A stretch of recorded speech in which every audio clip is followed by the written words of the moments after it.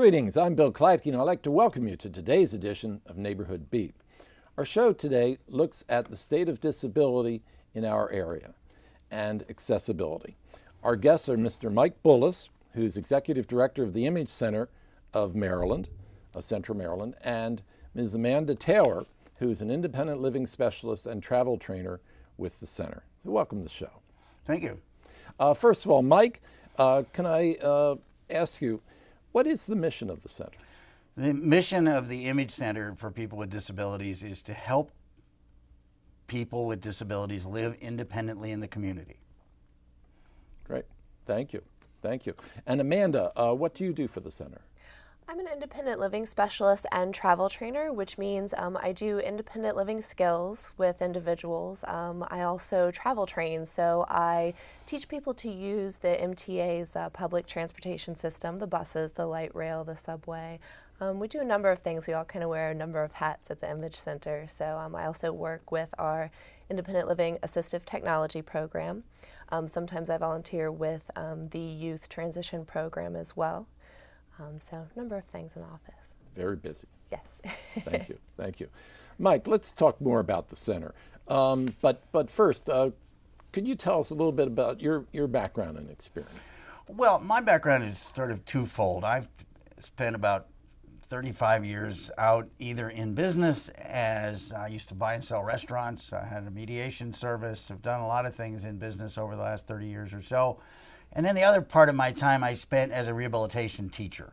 And what I learned from both of those experiences, that disability takes those opportunities away from people sometimes. That people who may have been in business for themselves, but now they've had a stroke, or now they've had, maybe they've been in a car accident, think, well, I can't go back into business for myself, or I can't be successful. And so my reason for getting into the Image Center was to try and help people see that life really didn't have to stop, that just because you have a disability now, you can reclaim your life again and get started.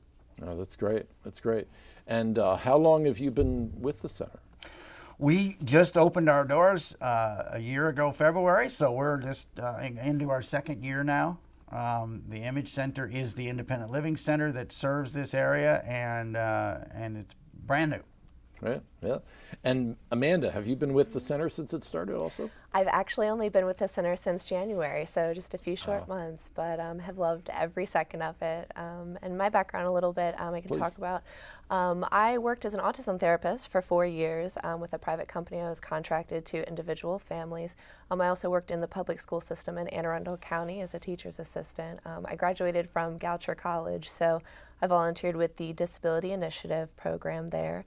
I also still work right now with the Maryland School for the Blind doing a theater and dance program with Magical Experiences Arts Company. So Wow. grew up in dance and theater. So. Wow. Yeah, that's very, very interesting stuff.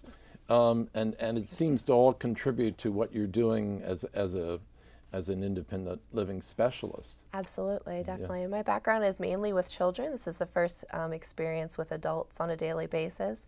And I love it. It's really teaching me a lot about the importance in life's decisions. And I've always considered myself an advocate, so I really get to practice that on a daily basis and really connect. There's never a dull moment. I always meet a new individual with a new story, and it's really exciting work. So. Right. What we find is that people, when they first start out, are so devastated by the disability that every decision is put on hold. They come home from the hospital, and everybody in the family wants to do things for you. Everybody in the family wants to take care of you, and unfortunately that's about the worst thing that can happen. What needs to happen is the person needs to get those roles back in the family. He needs to get busy learning how to do dishes again. If it means doing dishes with one hand, that's the way you have to learn it. If it means doing dishes with no arms, you can do that as well. But what we have to do is help people see that there are creative solutions to virtually every problem, and people like Amanda who've had even though she's beginning her professional career, she's got a wealth of experience that she brings to the table. Indeed, indeed. And the Image Center is funded by the federal government, right? Our base funding is federal. The federal government designates the areas for each independent living center in the United States, and our area is Baltimore City, Baltimore County, and Harford County. That is what the Image Center serves. And we have a base grant that serves to set up the center, basically. It pays the bills, gets the door open. From there, what we then do is begin working with community organizations to develop the kinds of services that we want to deliver in each county. I look at that as about 1/5 of the kind of money that we need. We get from the federal government. The rest of it we have to go out and find. Mm-hmm. And I guess from the individual jurisdictions as well as private foundations? All of the above. We are working with the county now with the county and city departments of aging, because there are so many people who are in nursing homes who want to get back out of a nursing home, stay back into their own home. Well, that's what we specialize in. How do you get back into community? How do you set up the kind of supports you need?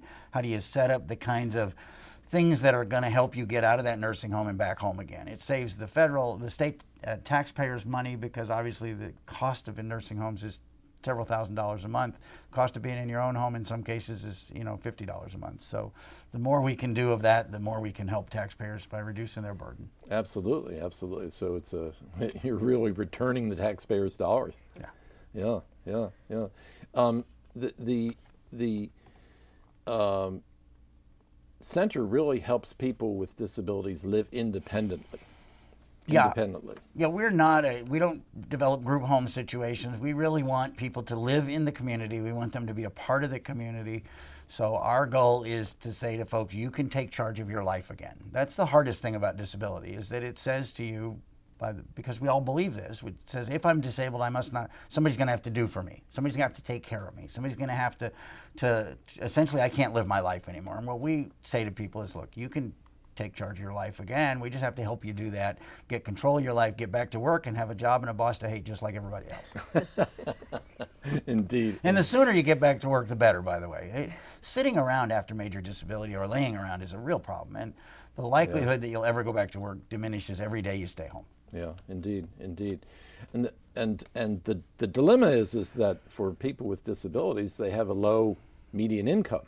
Yeah. So it's important to get back to work, to try to do something. It really is. Otherwise, you get trapped in a cycle of poverty, or maybe you just don't believe that you can go back to work. A lot of it, again, it continually comes down to just believing that you can do it. One of the things we do is we mentor people. So if you have a specific disability, what we can do is link you up with other people who've had the same situation, have taken charge of their life again. So it's not just us saying, hey, you can do this. It's people like you who can come and say, oh, yeah, you can do it. I did it. Here's how. Indeed.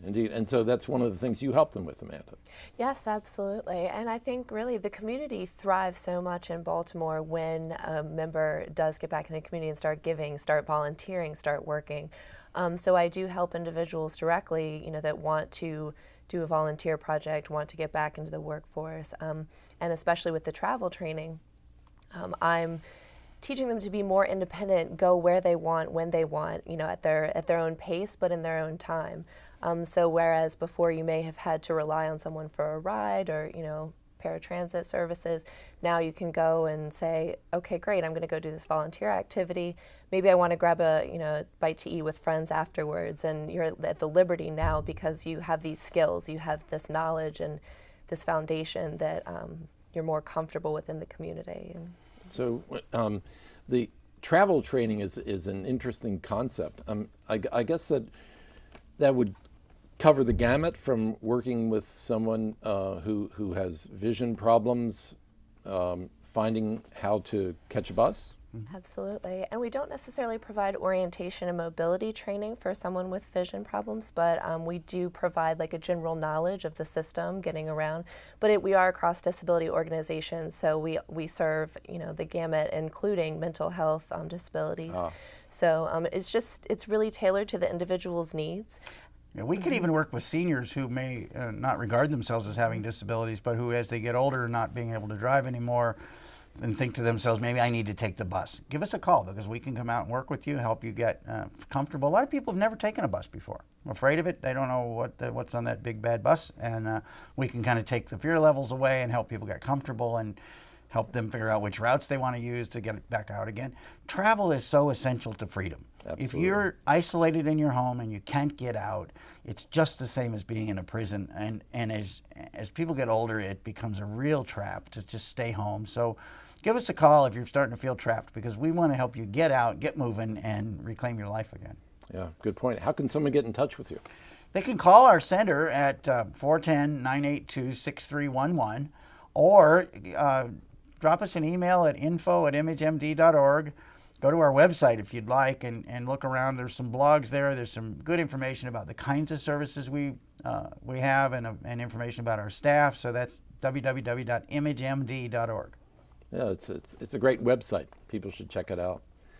And so if you're a senior or if you have, you don't take general calls from folks that just want to find out about the MTA though, right? No, we don't. The MTA has their own service for that. Yeah, If you want to find out about where buses go and that sort of thing, we can help you learn how to do that. But we're not that place. Right. We're very focused on seniors and people with disabilities. We work with a lot of kids. Part of our helping people transition from high school, maybe they've only taken buses to and from school, but have never actually taken the city bus. So we work with kids as part of what we do at the Image Center. We want to help people become independent so they can go where they want when they get out of school.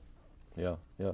And I guess that assistive technology is another part, such as the technology that you're using today. Yeah, this is a Braille device. I use this to take notes. I try and tell my staff if I don't write it down on here, it probably didn't happen. I won't remember it. So it's a little PDA, basically. It's got a word processor and a calculator, and I can do email with it, etc.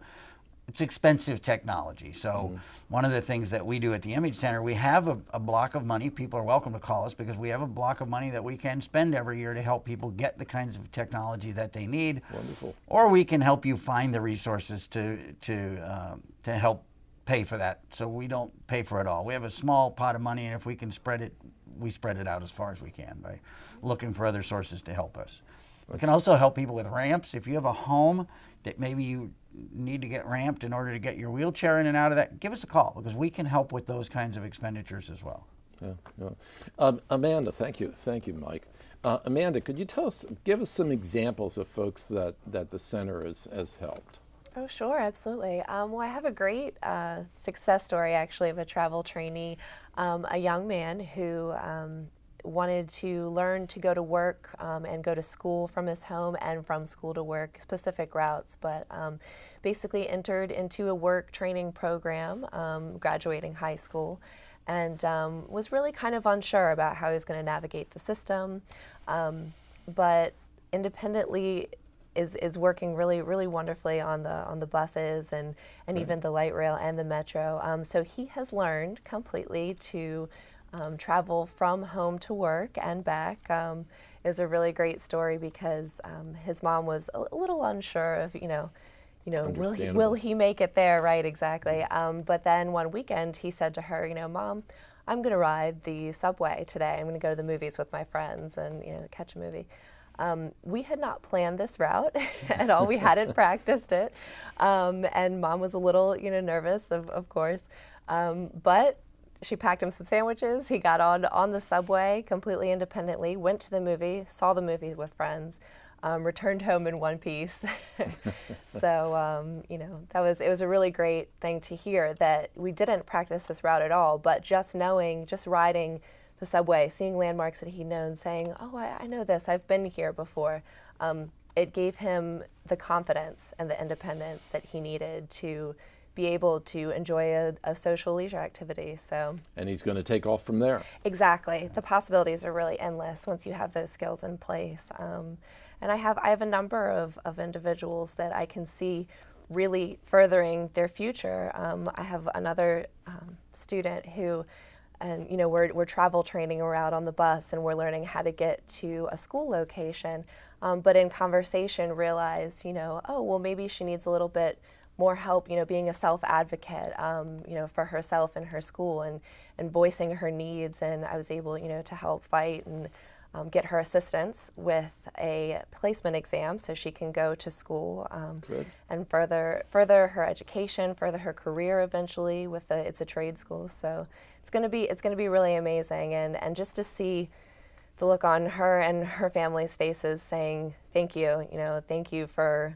the possibilities that are out there, and just riding the bus that happened, and just a conversation. So it's really amazing, what else can happen. She has gotten employment since then, and is working on getting into school. So the school's really excited to have her. So. That's wonderful. Mike, those are great examples of the value of independence and how we all need independence. We need independence, and we need two things to be independent. We need the skill sets, and we need the attitude, and both are key. Because without the skill sets, you can have a great attitude and say, I can do it, I can do it, I can do it. Well, I don't know how though, but I can do it.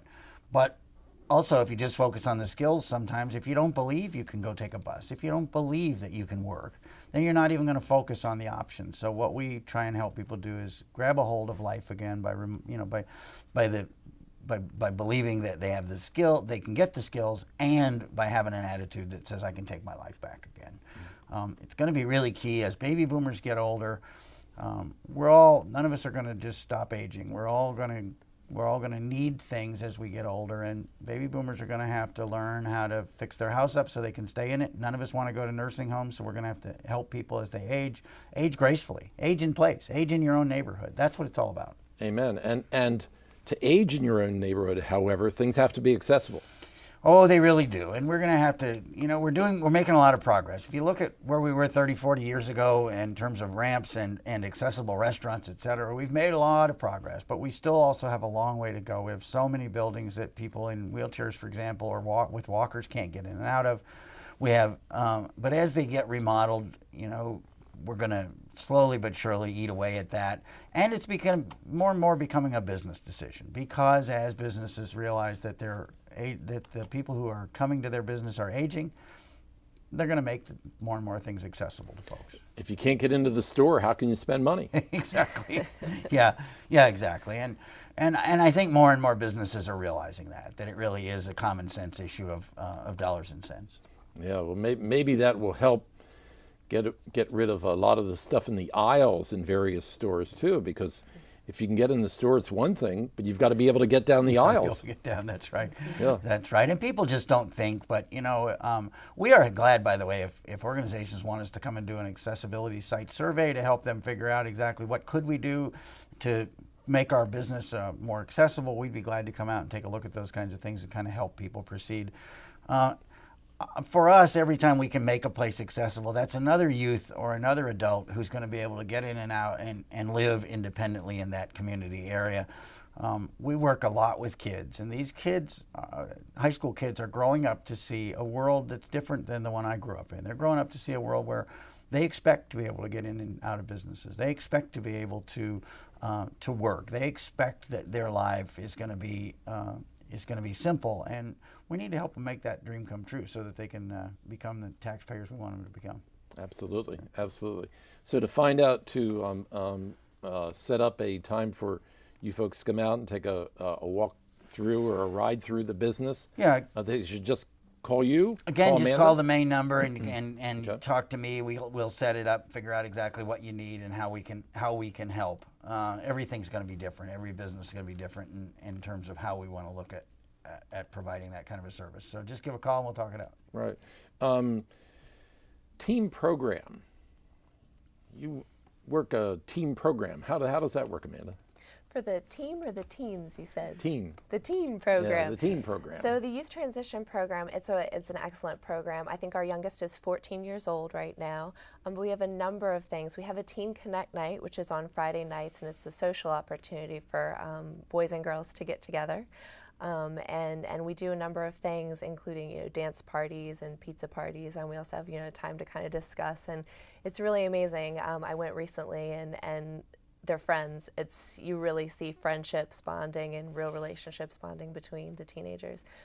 There's also a girls' night out, which is geared more around almost kind of slumber party, doing painting your nails and things like that. The teenage girls, I of course loved to do when I was a teenager. We also have a manly man night that's coming up too, centered around the teen men growing up. Manly man night, yeah. I think I'd be more interested in that than the girls' night out. Well, what it really provides is we do some recreation, and what it really does is gets these kids in so that we can then have the second part of the discussion with them, which is, so how are you going to live alone? when you move out. And in some cases, they aren't even planning on it. Maybe mom and dad are afraid to even discuss the subject because they aren't sure it's possible. It's so understandable to have those kinds of It is misgivings. absolutely. And so we have conversations with the parents while they're there, as well as the kids, and say, look, let's take a look at how possible this can be. Your child can grow up and live normally. Let's figure out how.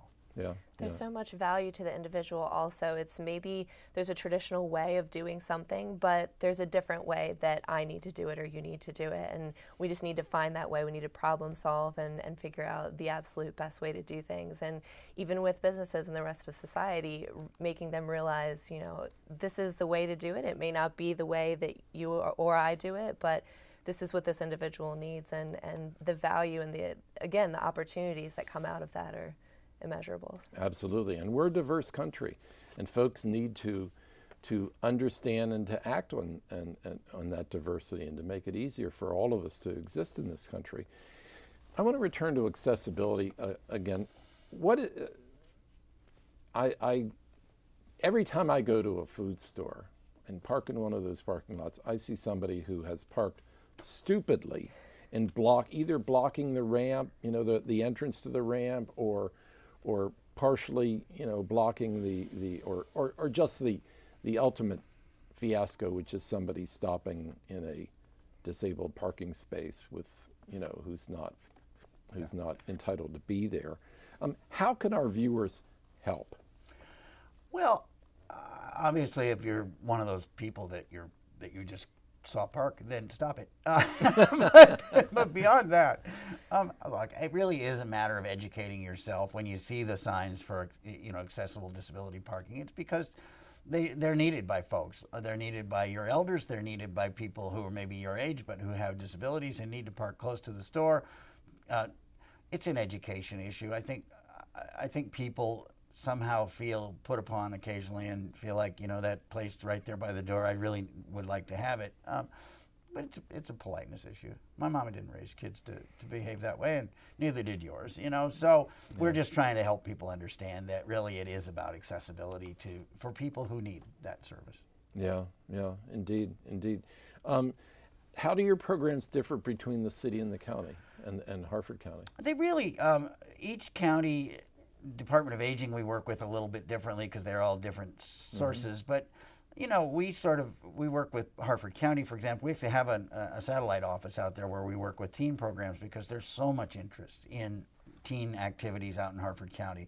Baltimore County, we have another organization that we work with, a little bit different kinds of activities because we let each county or each community sort of help us figure out what do we want to do together. Baltimore City, we've worked with Humanum, we've worked with other organizations in Baltimore City to put together programs that meet their needs, and each of those is a very different environment. Yeah. And just to give an idea about, I didn't ask you at the start, how many folks with disabilities are there in the metro? Well, what would you guess? Some in the city, county, and Harford County, they're probably somewhere around 300,000. There's a lot of 300,000. Yeah, it's a lot of people. Wow. We estimate that as many as 15% of the population has some kind of a disability. Now, if you want to say how many of those are physical and how many are mental, et cetera, I can't tell you that. I can just say that it is a huge population, and it's a population that's growing as this baby boom population ages. There'll be more. Age and disability kind of go together. Of course, people who are seniors always say to me, "Oh, I'm not disabled. I don't hear good and I don't see so good, but I'm not disabled." And I said, "Well, if you don't want to call yourself that, that's fine with us. We want to help you deal with the effects of it, which are right. How can we help you hear better, or how can we help you see better, or get around with a cane, or get around with get some hearing aids, et cetera." Yeah, we can leave the disabled term at the door. Yeah. Just focus on what works. Yeah, find something that works and make it happen in your life. Yeah, that's a great idea. And Amanda, that's something that we all need to kind of focus on. What works? Absolutely, definitely. I think there's a number of things that work, and it starts with the individual. It starts with us kind of changing our minds again about how we look at things, how we do things. Some of the things that I've seen that really work are just taking the time to get to know someone a little better that you may not have gotten to know and you might be missing out on a wonderful opportunity to know an amazing person who can contribute so much to their community. Sometimes that's really all it takes. Sometimes, with an individual, I'll sit down and really all it takes is a conversation.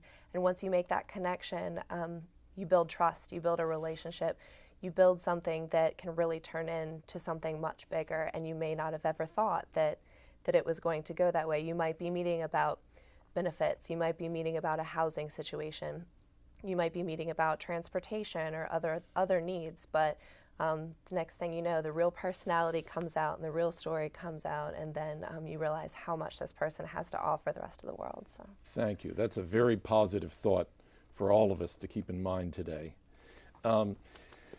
Mike, could you please give us that contact information one more time? We're almost at the end of the show. Give us a call on the phone at 410-982-6311. That's our main number. Also, you can go to our website, which is www.imagemd.org, Image Center of Maryland. And then if you want to email us, send it to info@imagemd.org. Okay. And those are the numbers and the contact for folks, whether they are interested in joining one of the team programs or getting assistance in various different ways, or finding out about how they can get some money for assistive technology. We have groups that meet to talk about disability and adjustment to disability. We have a group called Uncomplicated, where people get together and just find solutions to household problems and maybe budgeting problems. Just come on down. We'll find a way for you to get reconnected. That's what we're about. Yeah, and the time to do it is today. After you've seen the show. Yeah. After you've seen the show. Yeah. Just go do it. Just go do it. Yeah. Give us a call. We'll be glad to help in any way we can. Come down and volunteer with us if you have a disability. I was going to ask you.